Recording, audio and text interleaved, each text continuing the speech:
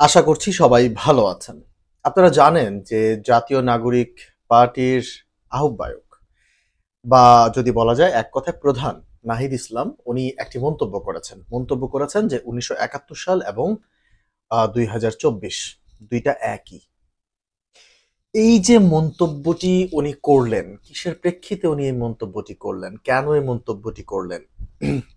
তার কোনো ব্যাখ্যা কিন্তু দেয়া হয়নি।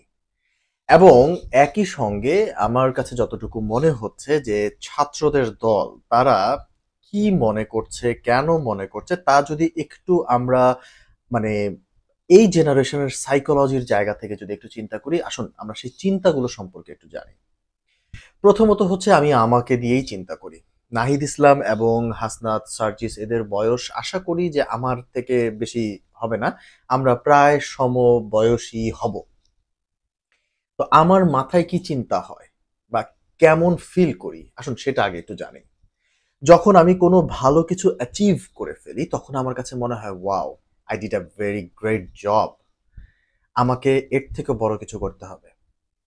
আমি ফর এক্সাম্পল আমার ফ্যামিলিতে যখন ধরেন কোনো একটা ভালো প্রোগ্রাম হচ্ছে সেই প্রোগ্রামে যদি আমি লিড করি এবং আমার কথা যদি আমার মুরব্বীরা শুনে তো আমার কাছে কিন্তু একটা বিশাল ব্যাপার মনে হয় যে আমি খুব ভালো একটা অ্যাচিভমেন্ট করে ফেলেছি এবং আমার কাছে একটা পজিটিভ ফিল হতে থাকে।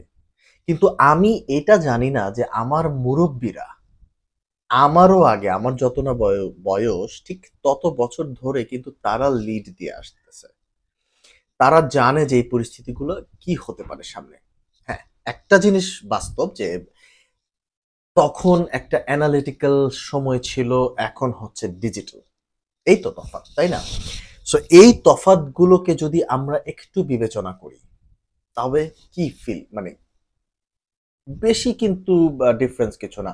কোথাও একবার আমি এটা পড়েছিলাম যে আমরা যারা মনে করি যে we are the smart generation আসলে এটা ভুল কথা। আসলে স্মার্ট জেনারেশন হচ্ছে তারা যারা হচ্ছে ধরেন নিউটনরা ছিলেন, নিউটন, আইনস্টাইন এরা হচ্ছে স্মার্ট। কারণ এরা ১ম যেই জিনিসগুলো আবিষ্কার করেছে সেটার উপরে আমরা গবেষণা করছি, আমরা স্টাডি করছি। তার মানে স্মার্ট কারা হলো? তারা হলো, আমরা কিন্তু না। অতএব এই যে নাহিদ ইসলাম যেটা বলছেন ৭১ এবং ২৪ একই, এটা একটা আমার দৃষ্টিতে এটা একটা প্রপারলি একটা ভুল এবং ভ্রান্ত ধারণা এবং তারা ৫ই আগস্ট একটা ভালো কিছু অ্যাচিভ করে দেশের স্বার্থে তারা যেই জিনিসটা অ্যাচিভ করেছে সেই জিনিসটা অ্যাচিভ করার পরে তারা এতটাই আপনার আকাশে উড়ছে যে তারা আসলে বুঝতেই পারছে না তারা কখন কি মন্তব্য করে বসছে। আমি কিছুদিন আগে বলেছিলাম যে পাটোয়ারি যে একটা স্ট্যাটাস দিয়েছে সেই স্ট্যাটাসের মধ্যে উনি লুটকারী বলেছেন প্রেসিডেন্ট জিয়াউর রহমানকে। সম্মান দেওয়া তো দূরের কথা, নিম্নতম সম্মান দেয়ার যেই কার্টেসি মানে একটা তো কার্টেসি থাকে একটা মানুষের, সেই জিনিসটা এই ছাত্রদের মধ্যে আমি পাচ্ছি না। আমি নাহিদ ইসলামকে কিছুটা মনে করেছিলাম যে তাদের থেকে অনেকটা ম্যাচিওরড, বাট উনি যে মন্তব্যটি করলেন ৭১ আর ২৪, উনি ৭১ আর ২৪ কে দর্শক কখনোই মেলানো যাবে না। ২৪ একদমই যদি আমি আমি যদি প্রিভিয়াস স্টোরিজ বাদ দিই তাহলে ২৪ এর একটা স্পষ্ট কথা আমি বলে দেই। ২৪ হচ্ছে মানে একটা স্বাধীন রাষ্ট্রের মধ্যে একটা অটোক্রেটিক গভর্নমেন্ট গড়ে উঠেছে। মানে একটা ফ্যাসিস্ট রেজিম গড়ে উঠেছে।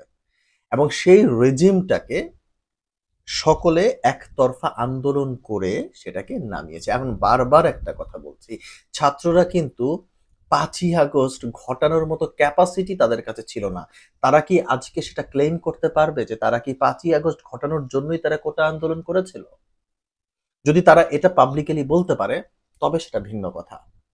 ৫ই আগস্ট ঘটানোর জন্য কিন্তু তারা কোটা আন্দোলন শুরু করে নাই। কোটা আন্দোলন করেছিল তারা তাদের কোটার যে ডিমান্ড সেটা নিয়ে।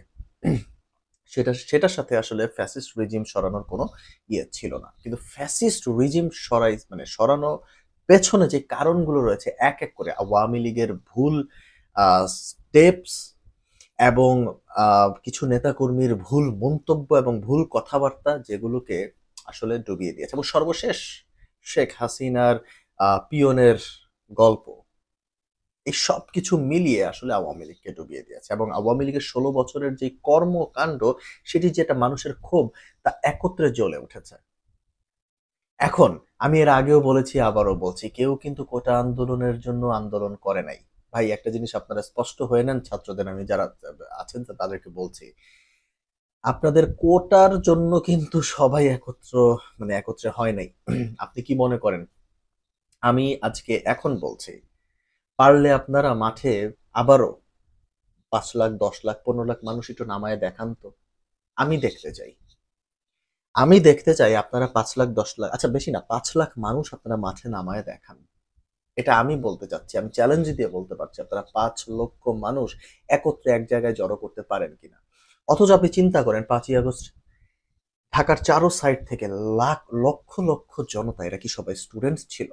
অতএব আপনারা যারা 24-এর সাথে 71-কে মেলাচ্ছেন, তা হচ্ছে একটা ভিন্ন বিষয়। মানে 71 হচ্ছে সেন্টিমেন্ট, 71 হচ্ছে দেশের স্বার্থে একটা, আমরা দেশকে স্বাধীন করেছিলাম।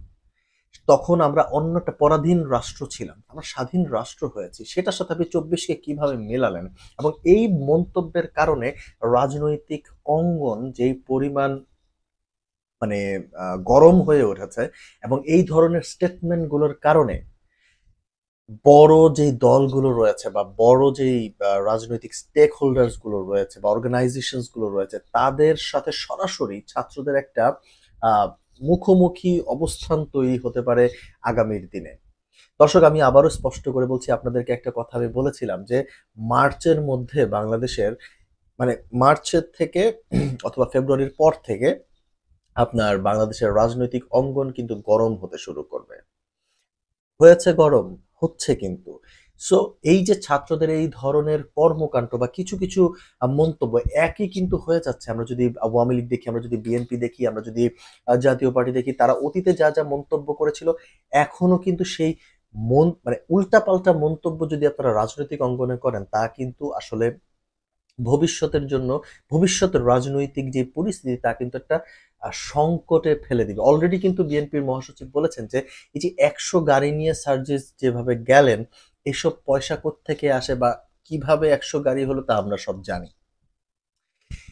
তো এই যে 71 এবং 24-কে মেলানো নিয়ে নানান জায়গায় যে রিয়াকশন, সার্জিসের 100 গাড়ি, তার দাদার যে সম্পত্তি, এই যে এই কথাগুলো যেইভাবে আপনার ফুয়েল দিচ্ছে সোশ্যাল মিডিয়াতে, তা কিন্তু নতুন যে দলটি, নাহিদ ইসলামের যে দলটি, এটির জন্য কিন্তু খুবই খুবই হার্মফুল একটা সিচুয়েশন আগামীর দিনে তৈরি হবে। অতএব এই ধরনের জিনিসগুলোকে যদি আপনারা কন্ট্রোল করতে পারেন, তবে আমার কাছে মনে হয় যে আপনাদের জন্য মঙ্গলময় হবে।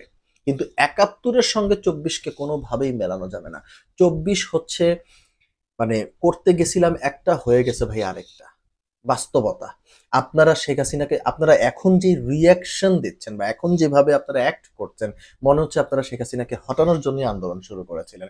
তবে তো আমি বলবো যে শেখ হাসিনার সরকার, শেখ হাসিনার সরকারে যারা ছিল তৎকালীন, বা যেই সকল মন্ত্রীরা এখন ভেঙে গেছে, তারা যে এখন বিভিন্ন সময় স্টেটমেন্ট দিচ্ছে যে আওয়ামী লীগকে সরানোর জন্য এই আন্দোলন করা হয়েছে, তার মানে কি কথাটা সত্য?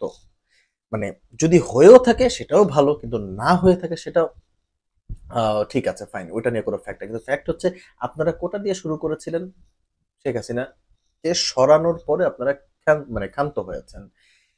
বিষয়টা হচ্ছে এইরকম, আমরা সবাই এটাই জানি। কিন্তু এর ভেতরে যদি অন্য কোনো রাজনৈতিক বিষয় থাকে ভাই, সেটা আমরা জানি না। কিন্তু অন্য কোনো রাজনৈতিক বিষয় এখানে এনে বা ভবিষ্যতের রাজনৈতিক যে পরিস্থিতি, সেটাকে যদি আপনারা আসলে সংকটময় করে তোলেন, তা কিন্তু দেশের জনগণের জন্য সমস্যা। আর শুধু ছাত্ররা না, অন্যান্য রাজনৈতিক যে দলগুলো রয়েছে, তারা বারবার একটা কথা বলে যে জনতা, জনতা, জনতা। আমার একটাই প্রশ্ন, যে জনতা বলতে আসলে আপনারা কি বুঝেন?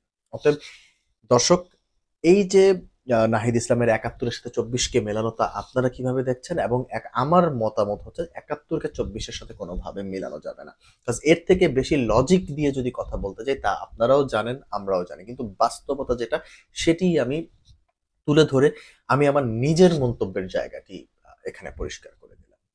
ধন্যবাদ।